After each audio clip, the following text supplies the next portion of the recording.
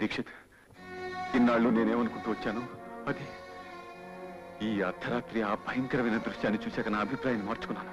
మనకి తెలియని అతీత శక్తులున్నాయని నమ్ముతున్నాను. క్షుద్ర శక్తులున్నాయి, అవి మనుషుల్ని ఆవహిస్తాయని కూడా నేను కళ్ళారా చూశాను. దీక్షిత్, కొంచెం కూడా టైం లేదు. ఎలాగైనా సరే మనం పాపని కాపాడుకోవాలి. ఎవరో పోస్ట్ హిప్నాటిజం మూలంగా మా తులసికి స్లో పాయిజన్ చేస్తున్నారండి. అవును, ఆ పాయిజన్ ఏమిటో తెలుసా? మనిషి రక్తం. అందుకే అది టెస్ట్లకు అందడం లేదు. మీరు వెంటనే రావాలి.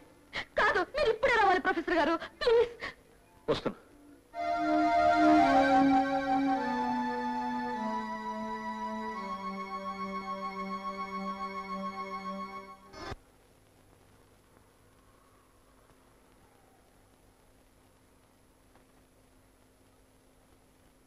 లేదు సార్, రావడం లేదు.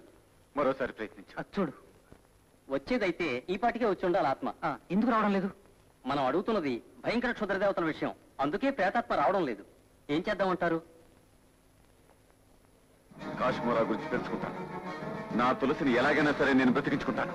అలా అయితే కాశ్మీరా గురించి ఒక్కడే చెప్పగలడు. బస్తీలో బిచ్చగాడు, చిరిగిన బట్టలు వేసుకుంటాడు.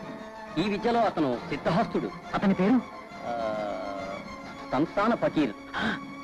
సంతాన ఫకీర్. ఇదిగో తమ్ముడు, ఓ ఫకీరు చిరిగిన బట్టలు వేసుకుని ఇక్కడే కూర్చునేవాడే, అతను ఎక్కడున్నాడు? ఫకీరా? ఆ పిచ్చోడా లారీ కింద పడి 2 రోజుల క్రితం హాస్పిటల్ సచ్చాడంట. చచ్చిపోయాడా?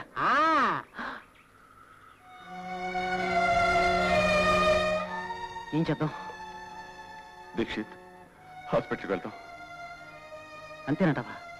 మరేం చేయమంటావు? విధి మనకు ఎదురు తిరిగిన తర్వాత ఇంకా ప్రయత్నించమంటావా?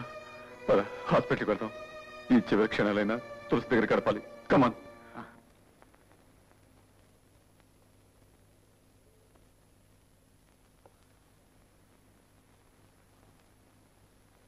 నన్ను అది కాస్త చూడండి.